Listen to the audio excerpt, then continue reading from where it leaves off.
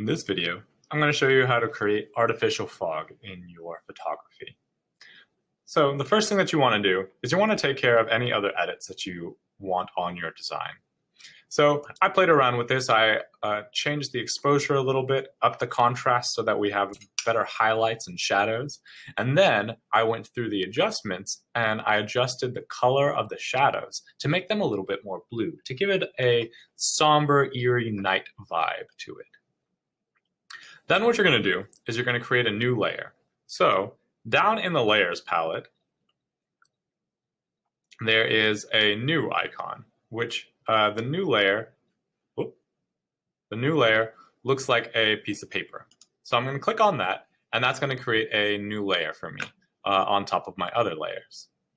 So we on a layer that we're going to work on, and I'm going to paint some artificial fog onto there. So what we're going to need is we're going to need a brush tool. So come over to the tool palette and select the brush tool. It looks like a little paintbrush. Then you're going to need white or something like white, depending on the design that you want. For me, I didn't choose straight white. I actually brought it in and made it into kind of like a more foggier blue. And in fact, I think I'm going to bring it down a little bit more.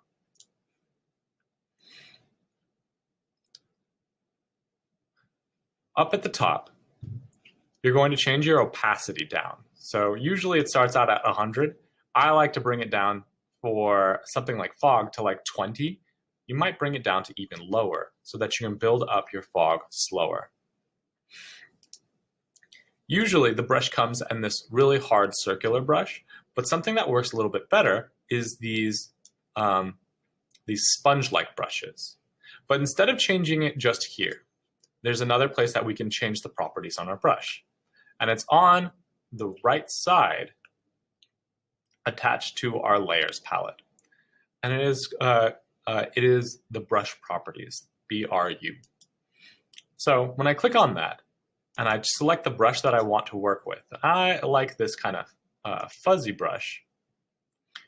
You can change a couple things. This one has tip dynamic, which allows it to be pressure sensitive if I'm working on a stylus. On a mouse, it only does hard, so it doesn't matter.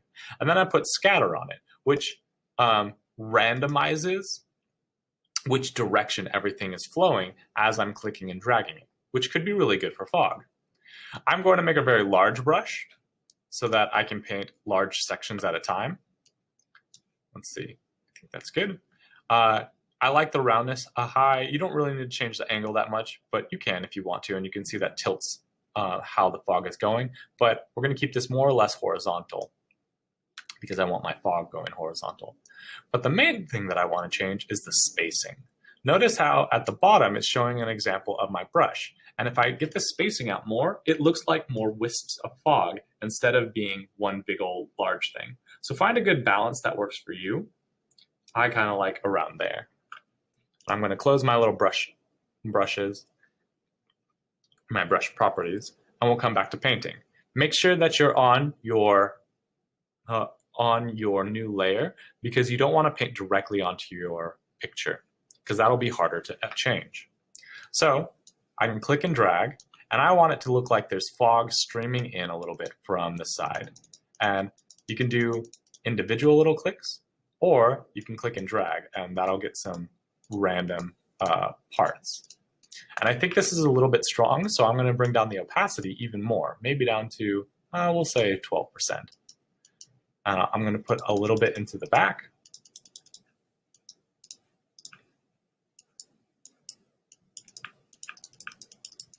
Put a little bit near her face. And this might be still a little bit heavy-handed, but that's okay. We can play around with it, and if I don't like it, I can always delete that layer and then create a new layer. But I don't think that's too bad. Something else that we can do is in the layers palette, we can reduce the opacity of that layer so we can make that layer more transparent. So everything on that layer will be more transparent. So I am going to reduce the opacity a little bit so that this feels a little bit more hazy. That feels more realistic. So now I can go a little bit more heavy-handed with my fog, because overall the fog will never be more than 58% visible. So that is adding artificial fog. And you can do this in a lot of ways. You can create artificial smoke, artificial lighting, and a variety of other techniques if you want to play around with the settings and colors. And then we'll come always up to File, Export, and export it as a JPEG so that you have a compressed version of your image. Make sure that you export it as 100%, otherwise it'll look kind of poor.